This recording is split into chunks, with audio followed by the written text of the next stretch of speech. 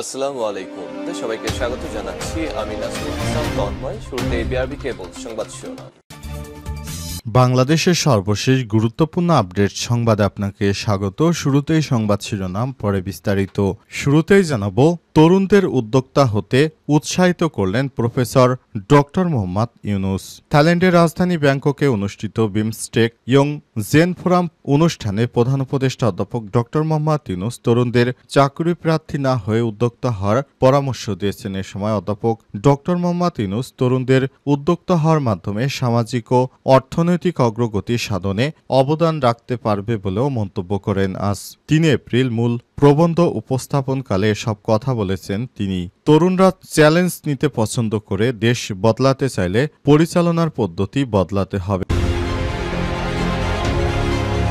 এরপর জানাবো, এবার বঙ্গোপসাগরের দীর্ঘতম উপকূল রেখা নিজেদের দাবি করল ভারত। বঙ্গোপসাগরের দীর্ঘতম উপকূল রেখা নিজেদের দাবি করেছে ভারতের পররাষ্ট্রমন্ত্রী এস জয়শঙ্কর। সম্প্রতি চীন সফরে গিয়ে ভারতের উত্তর পূর্বাঞ্চলীয় সেভেন সিস্টার্স খ্যাত ৭টি রাজ্য নিয়ে বাংলাদেশের অন্তর্বর্তীকালীন সরকার প্রধান উপদেষ্টা ডক্টর মোহাম্মদ ইউনুসের করা মন্তব্যের পরেই দাবি করল ভারত। এদিকে ১৭০০ কোটি টাকা ব্যয়ে ফারাক্কার ভাটিতে ২৫ কিলোমিটার স্থায়ী বাঁধ নির্মাণের উদ্যোগ। ভারত থেকে বয়ে আসা পদ্মা নদীর ভাটিতে চাঁপাইনবাবগঞ্জের শিবগঞ্জ উপজেলা দুর্লভপুর ইউনিয়নের নদী ভাঙ্গন কবলিত এলাকায় স্থায়ী বাঁধ নির্মাণের উদ্যোগ নেওয়া হয়েছে। ২৫ কিলোমিটার দীর্ঘ এই বাঁধ নির্মাণে প্রাথমিকভাবে ব্যয় ধরা হয়েছে প্রায় ১৭০০ কোটি টাকা। এদিকে পরকীয়ার জেরে প্রবাসীর স্ত্রীকে হত্যা, ফেসবুক বন্ধু গ্রেপ্তার। রাজবাড়ী সদর উপজেলার হাউলি জয়পুর গ্রামে পরকীয়ার জেরে সালমা বেগম ২৫ নামে এক প্রবাসীর স্ত্রীকে শ্বাসরোধে হত্যার পর নিজ ঘরের খাটের উপর মরদেহ ফেলে রাখার অভিযোগ উঠেছে। ওই কুলুলেস মামলায় নিহতের ফেসবুক বন্ধু মোহাম্মদ হেমায়েতুল্লাহ ৩০কে গ্রেপ্তার করা হয়েছে। জানাবো, বাংলাদেশের থেকে পেছনে থাকা এশিয়ার যে দেশ পাচ্ছে মার্কিন F-16 যুদ্ধবিমান। সামরিক শক্তিতে গত কয়েক বছরে বেশ উন্নতি করেছে Bangladesh. Global fire power index ৩৫তম অবস্থানে রয়েছে বাংলাদেশের নাম। র্যাঙ্কিংয়ে উন্নতি করলেও প্রযুক্তির এই যুগে দেশের বিমান বাহিনীতে গত ২ দশকে স্থান পায়নি তেমন কোনো অত্যাধুনিক যুদ্ধবিমান। তবে তালিকার ৪১তম স্থানে থেকে দক্ষিণ এশিয়ার দেশ ফিলিপাইন অত্যাধুনিক যুদ্ধাস্ত্র কিনছে যুক্তরাষ্ট্রের কাছ থেকে। এবার যুক্তরাষ্ট্রের কাছ থেকে ২০ থেকে ২৫টি F-16 যুদ্ধবিমান পাচ্ছে দেশটি। এবং সর্বশেষ জানাবো, বিএসএফ এর রাবার বুলেটে ভারতীয়র মৃত্যু। কুড়িগ্রামের ফুলবাড়ী উপজেলা সীমান্তে বিএসএফ এর গুলিতে এক ভারতীয় চোরা কারবারি নিহত হয়েছে। আজ ৯২৯ নম্বর আন্তর্জাতিক সীমান্ত পিলারের ৩ নম্বর সাব পিলারের ০ গজের প্রায় ২০০ গজ ভারতের অভ্যন্তরে এই বাংলাদেশি মনে করে তাকে গুলি করে ভারতের সীমান্তরক্ষী বাহিনী বিএসএফ। পরে জানা গেছে ওই ব্যক্তি ভারতেরই নাগরিক। প্রিয় দর্শক, এতক্ষণ শুনছিলেন সংবাদ শিরোনাম, এবারে বিস্তারিত। তবে তার আগে বন্ধুরা, অনুরোধ থাকবে সংবাদটিতে একটি লাইক দিন। এই চ্যানেলে আপনি নতুন হয়ে থাকলে আমাদের সংবাদটি দেখতে দেখতে চ্যানেলটি সাবস্ক্রাইব করে রাখুন, যাতে করে বন্ধুরা আমাদের পরবর্তী লেটেস্ট আপডেট সংবাদগুলো সবার আগে আপনার কাছে পৌঁছে যায়। কমেন্ট করে আপনার মূল্যবান মতামত জানিয়ে দিন আপনি বিশ্বের কোন দেশ থেকে বা বাংলাদেশের কোন স্থান থেকে আমাদের সংবাদটি দেখছেন এবং শুনছেন। এবারে বিস্তারিত।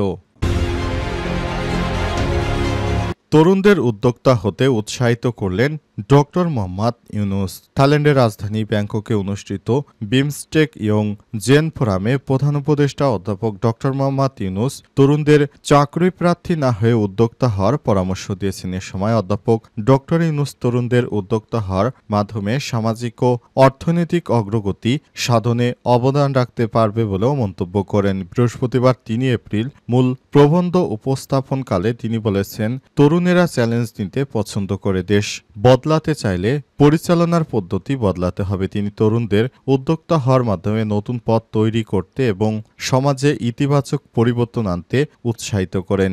ডক্টর ইউনূস তরুণদের প্রতি আহ্বান জানান যে তারা যেন নিজেদের ৩-০ পৃথিবী হিসেবে গড়ে তোলেন, যাতে পৃথিবী ধ্বংসের হাত থেকে রক্ষা পায়। তিনি আরও বলেন, যদি আমরা সেবা দিতে চাই তাহলে আমাদের ৩টি শূন্যের একটি নতুন সভ্যতার দিকে এগিয়ে যেতে হবে। সেগুলো হলো শূন্য কার্বন নির্গমন, শূন্য বর্জ্য এবং শূন্য সম্পদ কেন্দ্রীকরণ। প্রফেসর ডক্টর ইউনূস আরও বলেছেন, কার্বন নির্গমন, বর্জ্য উৎপাদন এবং সম্পদ কেন্দ্রীকরণের পুরনো অর্থনৈতিক মডেল প্রয়োগ করে বিশ্ব একটি আত্মধ্বংসী সভ্যতার দিকে এগিয়ে যাচ্ছে। মানুষ অন্য কারো অধীনে কাজ করার জন্য জন্মগ্রহণ করেনি এবং তারা উদ্যোক্তা হওয়ার জন্য জন্মগ্রহণ করেছে উল্লেখ করে তিনি তরুণ প্রজন্মকে উদ্যোক্তা হওয়ার কথা মাথায় রাখতে বলেছেন। বর্তমান তরুণ প্রজন্মকে বিশ্বের সবচেয়ে শক্তিশালী প্রজন্ম হিসেবে অভিহিত করেন নোবেল বিজয়ী এই অর্থনীতিবিদ। দক্ষিণ এশিয়ার শীর্ষ নেতাদের অংশগ্রহণে থাইল্যান্ডে বিমস্টেকের ৬ষ্ঠ শীর্ষ সম্মেলনে যোগ দিতে বৃহস্পতিবার স্থানীয় সময় দুপুর ১২টার দিকে থাইল্যান্ডের ব্যাংককে পৌঁছান বাংলাদেশের অন্তর্বর্তীকালীন সরকারের প্রধান উপদেষ্টা প্রফেসর ডক্টর মোহাম্মদ ইউনূস।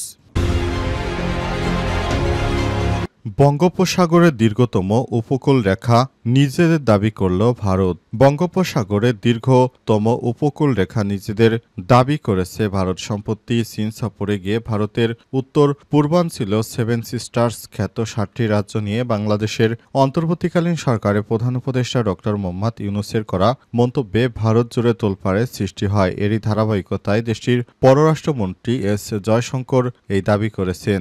ভারতীয় সংবাদ মাধ্যম এনডিটিভি বলছে, বাংলাদেশের প্রধান উপদেষ্টা ডক্টর মোহাম্মদ ইউনূস ভারতের উত্তর পূর্বাঞ্চলে স্থলবেষ্টিত বলে বর্ণনা করার এবং বাংলাদেশকে এই অঞ্চলে সমুদ্র প্রবেশাধিকারের অভিভাবক হিসেবে উল্লেখ করার কয়েকদিন পর বৃহস্পতিবার পররাষ্ট্রমন্ত্রী এস জয়শঙ্কর তার তীব্র প্রতিবাদ জানিয়েছেন।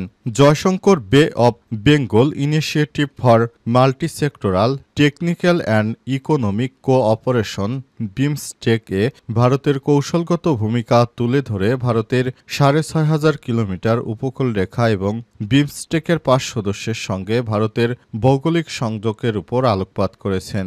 ভারতের পররাষ্ট্রমন্ত্রী বলেন, সর্বোপরি আমাদের বঙ্গোপসাগরের দীর্ঘতম উপকূল রেখা রয়েছে, যা প্রায় ৬,৫০০ কিলোমিটার। ভারত কেবল ৫টি বিমস্টেক সদস্যদের সাথে সীমান্ত ভাগ করে না, তাদের বেশিরভাগকে সংযুক্ত করে। ভারতীয় উপমহাদেশ ও এশিয়ানদের মধ্যে সংযোগ একটি বড় অংশ প্রদান করে। জয়শঙ্করের দাবি, বিশেষ করে আমাদের উত্তর পূর্ব অঞ্চল বিমস্টেকের জন্য একটি সংযোগ কেন্দ্র হিসেবে আবির্ভূত হচ্ছে। সেখানে সড়ক, রেলপথ, পানিপথ, গ্রিড এবং পাইপলাইন অসংখ্য নেটওয়ার্ক রয়েছে। ভারতের এই পররাষ্ট্রমন্ত্রী আরও দাবি করেছেন, আমরা সচেতন যে এই বৃহত্তর ভৌগোলিক ক্ষেত্রে পণ্য পরিষেবা এবং মানুষের সুষ্ঠু প্রবাহের জন্য আমাদের সহযোগিতা এবং সুবিধা প্রদান একটি অপরিহার্য পূর্বশর্ত। এই ভূকৌশলগত বিষয়কে মাথায় রেখে আমরা গত দশকে বিমস্টেককে শক্তিশালী করার জন্য ক্রমবর্ধমান শক্তি এবং মনোযোগ নিবেদিত করেছি। আমরা আরও বিশ্বাস করি যে সহযোগিতা একটি সমন্বিত দৃষ্টিভঙ্গি, চেরি পিকিং পক্ষপাত দুষ্ট বিষয় নয়। ১৭০০ কোটি টাকায় ফারাক্কার ভাটিতে ২৫ কিলোমিটার স্থায়ী বাঁধ নির্মাণের উদ্যোগ। ভারত থেকে বয়ে আসা পদ্মা নদীর ভাটিতে চাঁপাইনবাবগঞ্জের শিবগঞ্জ উপজেলার দুর্লভপুর ইউনিয়নের নদী ভাঙ্গন কবলিত এলাকায় স্থায়ী বাঁধ নির্মাণের উদ্যোগ নেওয়া হয়েছে। ২৫ কিলোমিটার এই দীর্ঘ বাঁধ নির্মাণে প্রাথমিকভাবে ব্যয় ধরা হয়েছে ১৭০০ কোটি টাকা।